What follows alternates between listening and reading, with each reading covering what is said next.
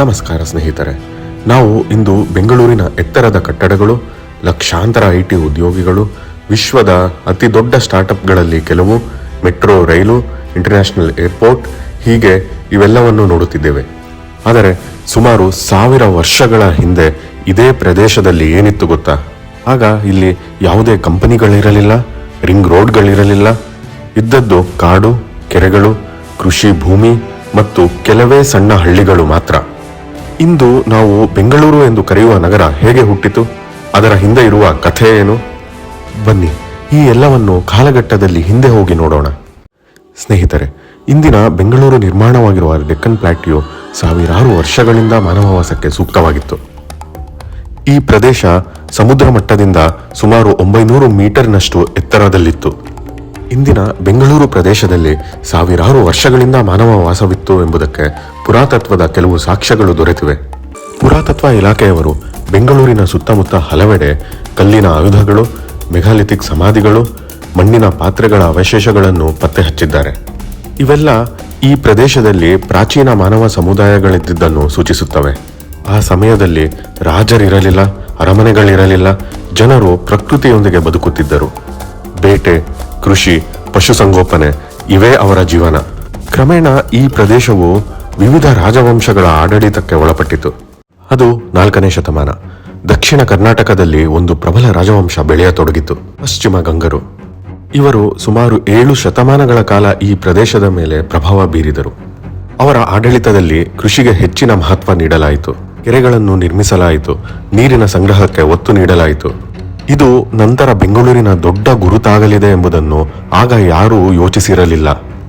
ಗಂಗಾ ರಾಜರು ಜೈನ ಧರ್ಮಕ್ಕೂ ಹೆಚ್ಚಿನ ಪ್ರೋತ್ಸಾಹ ನೀಡಿದರು. ಅನೇಕ ಜೈನ ಬಸದಿಗಳು ನಿರ್ಮಾಣವಾದವು. ದಕ್ಷಿಣ ಕರ್ನಾಟಕದ ಸಂಸ್ಕೃತಿಯ ಮೇಲೆ ಇವರ ಪ್ರಭಾವ ಇಂದಿಗೂ ಕಾಣಿಸುತ್ತದೆ. ಆದರೆ ಯಾವುದೇ ಸಾಮ್ರಾಜ್ಯ ಶಾಶ್ವತವಲ್ಲ. ಹೊಸ ಶಕ್ತಿ ದಕ್ಷಿಣದ ಕಡೆಗೆ ಬರುತ್ತಿತ್ತು. 10ನೇ ಶತಮಾನದಲ್ಲಿ ಚೋಳರ ಆಗಮನ. ತಮಿಳುನಾಡಿನ ಚೋಳ ಸಾಮ್ರಾಜ್ಯ ತನ್ನ ಗಡಿಗಳನ್ನು ವಿಸ್ತರಿಸುತ್ತಿತ್ತು. ಅವರ ಸೇನೆ ಈ ಪ್ರದೇಶವನ್ನೂ ತನ್ನ ಅಧೀನಕ್ಕೆ ತೆಗೆದುಕೊಂಡಿತು. ಚೋಳರು ಕೇವಲ ಯೋಧರಲ್ಲ, ಅವರು ಅತ್ಯುತ್ತಮ ಆಡಳಿತಗಾರರೂ ಆಗಿದ್ದರು. ಭೂಮಿಯ ಅಳತೆ, ಕಂದಾಯ ವ್ಯವಸ್ಥೆ, ದೇವಾಲಯಗಳ ನಿರ್ಮಾಣ, ಕೃಷಿ ಅಭಿವೃದ್ಧಿ ಇವುಗಳಲ್ಲೆಲ್ಲ ಅವರು ಮುಂಚೂಣಿಯಲ್ಲಿದ್ದರು. ಚೋಳರು ನಿರ್ಮಿಸಿದ ಆಡಳಿತ ವ್ಯವಸ್ಥೆಯ ಕೆಲವು ಅಂಶಗಳು ಮುಂದಿನ ಹಲವು ಶತಮಾನಗಳವರೆಗೂ ಮುಂದುವರೆದವು. ಆದರೆ ಮತ್ತೊಮ್ಮೆ ಅಧಿಕಾರ ಬದಲಾಯಿತು. 12ನೇ ಶತಮಾನ, ಹೊಯ್ಸಳರ ಯುಗ. ಹೊಯ್ಸಳರ ಹೆಸರು ಕೇಳಿದಾಗ ಹೆಚ್ಚಿನ ಜನರಿಗೆ ಮೊದಲು ನೆನಪಾಗುವುದು ಬೇಲೂರಿನ ಚೆನ್ನಕೇಶವ ದೇವಸ್ಥಾನ, ಹಳೆ ಬೀಡಿನ ಅದ್ಭುತ ಶಿಲೆಗಳು. ಆದರೆ ಅವರ ಪ್ರಭಾವ ಬೆಂಗಳೂರು ಪ್ರದೇಶದ ಮೇಲೂ ಇತ್ತು. ಹೊಯ್ಸಳರು ಕೃಷಿಯನ್ನು ಮತ್ತಷ್ಟು ಅಭಿವೃದ್ಧಿಪಡಿಸಿದರು.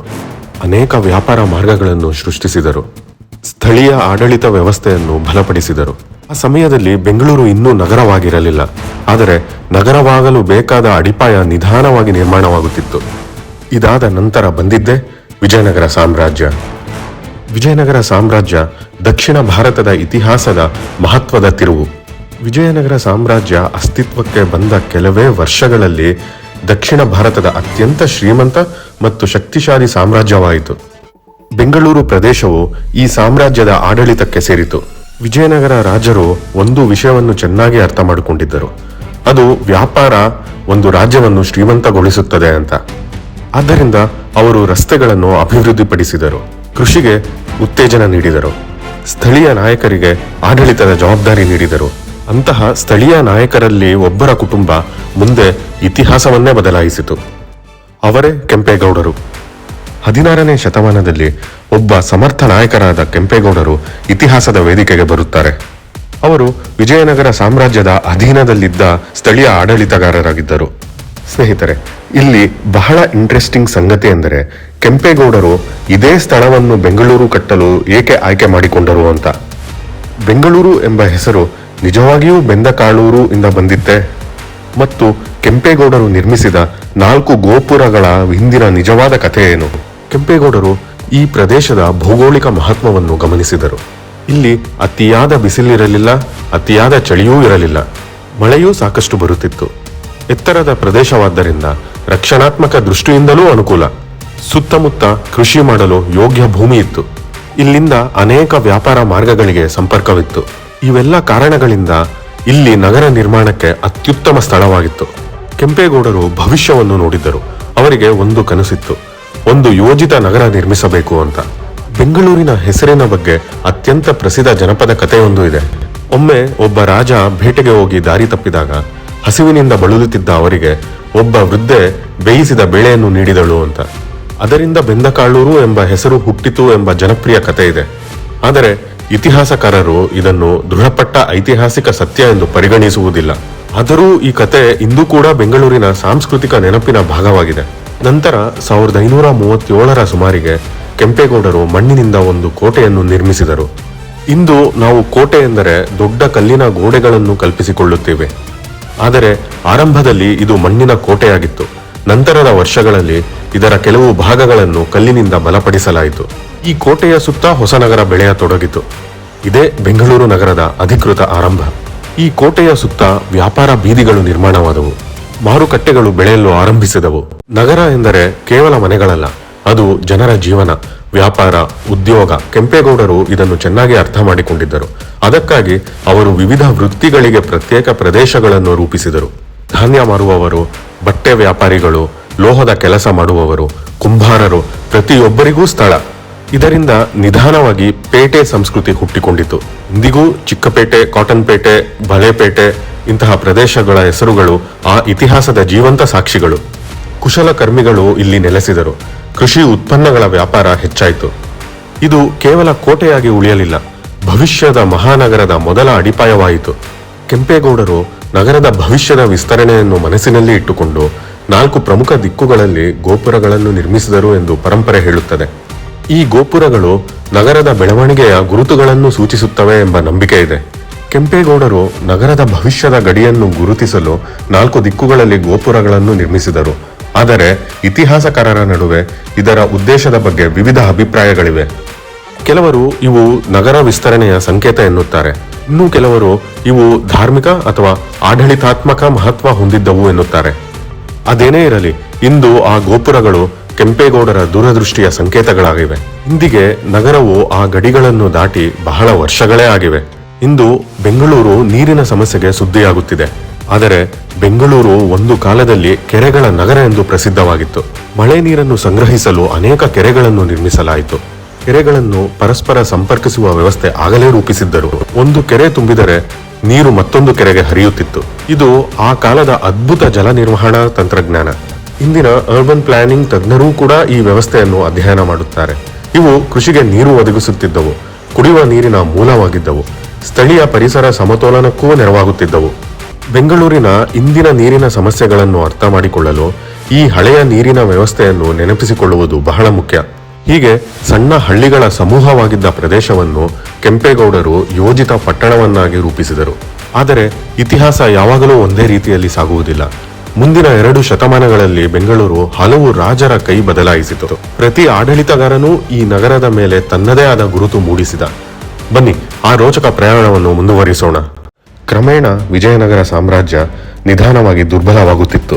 ಉತ್ತರದಿಂದ ಹೊಸ ಆಕ್ರಮಣಗಳು ಆಗುತ್ತಿದ್ದವು. ಒಳಗಿನ ರಾಜಕೀಯ ಸಂಘರ್ಷಗಳು, ಸ್ಥಳೀಯ ಆಡಳಿತಗಾರರ ನಡುವೆ ಸ್ಪರ್ಧೆ. ಇದರ ಪರಿಣಾಮ ಬೆಂಗಳೂರು ಕೂಡ ಅಧಿಕಾರದ ಪೈಪೋಟಿಯ ಭಾಗವಾಗತೊಡಗಿತು. 1565ರಲ್ಲಿ ದಕ್ಷಿಣ ಭಾರತದ ಇತಿಹಾಸವನ್ನೇ ಬದಲಿಸಿದ ಒಂದು ಮಹಾಯುದ್ಧ ನಡೆಯಿತು. ಅದೇ ತಾಳಿಕೋಟೆ ಯುದ್ಧ. ಈ ಯುದ್ಧದಲ್ಲಿ ವಿಜಯನಗರ ಸಾಮ್ರಾಜ್ಯಕ್ಕೆ ಭಾರೀ ಹೊಡೆತ ಬಿತ್ತು. ಇದರ ನಂತರ ಅನೇಕ ಪ್ರದೇಶಗಳಂತೆ ಬೆಂಗಳೂರಿನ ಮೇಲಿನ ವಿಜಯನಗರ ಸಾಮ್ರಾಜ್ಯದ ಹಿಡಿತವೂ ದುರ್ಬಲವಾಯಿತು. ಸ್ಥಳೀಯ ಆಡಳಿತಗಾರರು ಮತ್ತು ಸುತ್ತಮುತ್ತಲಿನ ರಾಜ್ಯಗಳು ತಮ್ಮ ಪ್ರಭಾವವನ್ನು ಹೆಚ್ಚಿಸತೊಡಗಿದವು. ಬೆಂಗಳೂರು ಕೂಡ ರಾಜಕೀಯ ಬದಲಾವಣೆಗಳ ಕೇಂದ್ರವಾಗತೊಡಗಿತು. 17ನೇ ಶತಮಾನದಲ್ಲಿ ಬೆಂಗಳೂರು ಹಲವು ಬಾರಿ ಅಧಿಕಾರ ಬದಲಾವಣೆ ಕಂಡಿತು. 1761ರಲ್ಲಿ ಮೈಸೂರು ರಾಜ್ಯದಲ್ಲಿ ಒಬ್ಬ ಸೇನಾ ನಾಯಕ ಅಧಿಕಾರಕ್ಕೆ ಬರುತ್ತಾನೆ. ಅವನೇ ಹೈದರ್ ಅಲಿ. ಬೆಂಗಳೂರು ಅವನಿಗೆ ಬಹಳ ಮಹತ್ವದ ನಗರವಾಗಿತ್ತು. ಇಲ್ಲಿನ ರಕ್ಷಣಾ ವ್ಯವಸ್ಥೆಯನ್ನು ಬಲಪಡಿಸಿದನು. ವ್ಯಾಪಾರವನ್ನು ಕೂಡ ಒಂದು ಮಟ್ಟಿಗೆ ಉತ್ತೇಜಿಸಿದ. ಸೇನೆಗೆ ಅಗತ್ಯವಾದ ಮೂಲಸೌಕರ್ಯಗಳನ್ನು ಅಭಿವೃದ್ಧಿಪಡಿಸಿದನು. ಇಂದು ಲಕ್ಷಾಂತರ ಜನರು ಭೇಟಿ ನೀಡುವ ಲಾಲ್ಬಾಗ್ನ ಇತಿಹಾಸವೂ ಇದೇ ಕಾಲಕ್ಕೆ ಸೇರಿದೆ. ಇದು ಹೈದರ್ ಅಲಿಯ ಒಂದು ಸುಂದರ ತೋಟ ನಿರ್ಮಿಸುವ ಕನಸು. ವಿವಿಧ ದೇಶಗಳಿಂದ ಅಪರೂಪದ ಸಸ್ಯಗಳನ್ನು ತರಿಸಲಾಯಿತು. ಹೀಗೆ ಲಾಲ್ಬಾಗ್ ಅನ್ನು ಒಂದು ಸುಂದರ ಉದ್ಯಾನವನವಾಗಿ ನಿರ್ಮಿಸಲಾಯಿತು. ಲಾಲ್ಬಾಗ್ ಬೆಂಗಳೂರಿನ ಜೀವಂತ ಐತಿಹಾಸಿಕ ಪರಂಪರೆಯಾಗಿದೆ. 1782ರಲ್ಲಿ ಟಿಪ್ಪು ಸುಲ್ತಾನ್ ಅಧಿಕಾರ ವಹಿಸಿಕೊಂಡನು. ರಕ್ಷಣಾ ವ್ಯವಸ್ಥೆಯನ್ನು ಮತ್ತಷ್ಟು ಬಲಪಡಿಸಲಾಯಿತು. ಆದರೆ 18ನೇ ಶತಮಾನದ ಕೊನೆಯಲ್ಲಿ ಬ್ರಿಟಿಷ್ ಈಸ್ಟ್ ಇಂಡಿಯಾ ಕಂಪನಿ ಮತ್ತು ಮೈಸೂರು ರಾಜ್ಯದ ನಡುವೆ ಹಲವು ಯುದ್ಧಗಳು ನಡೆದವು. 1791ರಲ್ಲಿ ಬ್ರಿಟಿಷ್ ಪಡೆಗಳು ಬೆಂಗಳೂರಿನ ಕೋಟೆಯನ್ನು ವಶಪಡಿಸಿಕೊಂಡವು. ಆದರೂ ಯುದ್ಧಗಳು ಮುಂದುವರಿದವು. 1799ರಲ್ಲಿ ಶ್ರೀರಂಗಪಟ್ಟಣದ ಯುದ್ಧದಲ್ಲಿ ಟಿಪ್ಪು ಸುಲ್ತಾನ್ ಸಾವನ್ನಪ್ಪಿದ. ಇದರಿಂದ ದಕ್ಷಿಣ ಭಾರತದ ರಾಜಕೀಯ ದೃಷ್ಟಿಕೋನವೇ ಬದಲಾಯಿತು. ಟಿಪ್ಪು ಸುಲ್ತಾನ್ ನಂತರ ಮೈಸೂರು ಒಡೆಯರ ಆಡಳಿತ ಪುನಃ ಸ್ಥಾಪನೆಯಾದರೂ ಬ್ರಿಟಿಷರ ಪ್ರಭಾವ ವೇಗವಾಗಿ ಹೆಚ್ಚಿತು. 1809ರಲ್ಲಿ ಬೆಂಗಳೂರಿನಲ್ಲಿ ಬ್ರಿಟಿಷ್ ಕಂಟೋನ್ಮೆಂಟ್ ಸ್ಥಾಪಿಸಲಾಯಿತು. ಬೆಂಗಳೂರು ಕಂಟೋನ್ಮೆಂಟ್ ಅಥವಾ ದಂಡು ಪ್ರದೇಶ ಬ್ರಿಟಿಷ್ ರಾಜ್ ಆಳ್ವಿಕೆಯ ಕಾಲದಲ್ಲಿ ಸ್ಥಾಪನೆಯಾದ ದಕ್ಷಿಣ ಭಾರತದ ಅತಿದೊಡ್ಡ ಬ್ರಿಟಿಷ್ ಮಿಲಿಟರಿ ನೆಲೆ. ಸ್ಥಳೀಯರು ಇದನ್ನು ಕನ್ನಡದಲ್ಲಿ ದಂಡು ಎಂದು ಕರೆಯುತ್ತಿದ್ದರು.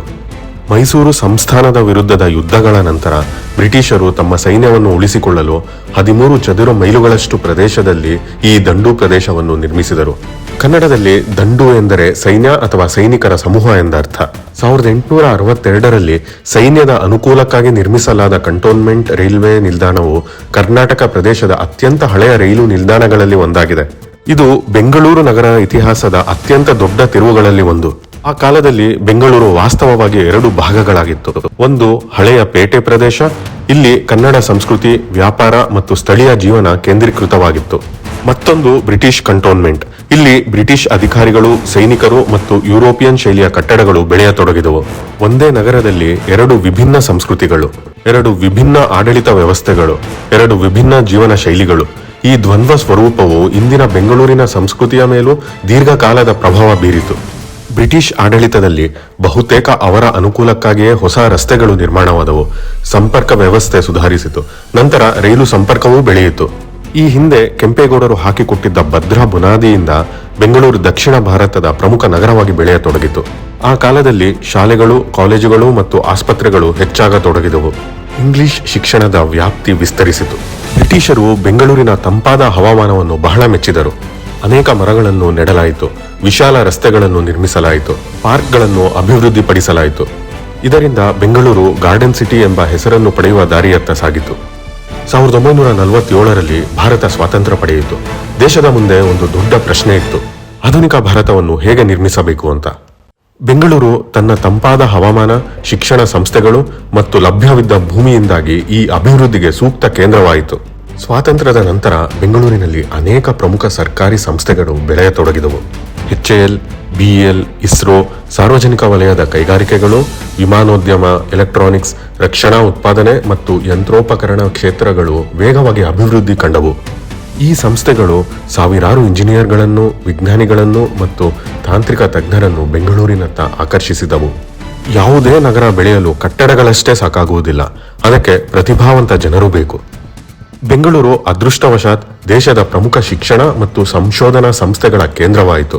ಇಂಜಿನಿಯರಿಂಗ್, ವಿಜ್ಞಾನ, ವೈದ್ಯಕೀಯ, ಸಂಶೋಧನೆ ಈ ಎಲ್ಲ ಕ್ಷೇತ್ರಗಳಲ್ಲಿ ದೇಶದ ವಿವಿಧ ಭಾಗಗಳಿಂದ ವಿದ್ಯಾರ್ಥಿಗಳು ಇಲ್ಲಿ ಬರತೊಡಗಿದರು.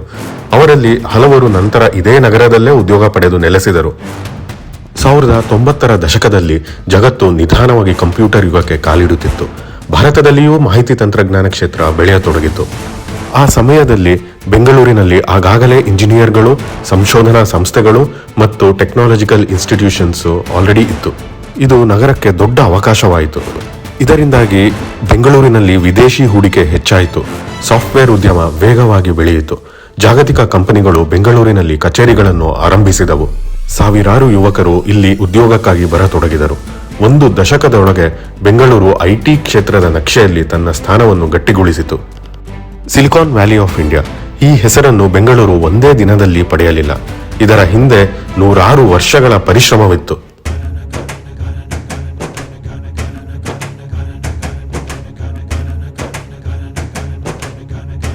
ಸ್ನೇಹಿತರೆ, ಹಾಗಾಗಿ ಬೆಂಗಳೂರು ಈಗಿನ ಬೆಂಗಳೂರು ಆಗಲು ಕೇವಲ ದಶಕಗಳ ಹಿಂದೆ ಬಂದ ಉತ್ತರ ಭಾರತದ ಉದ್ಯೋಗಿಗಳ ಕೊಡುಗೆ ಕಾರಣ ಅಲ್ಲ.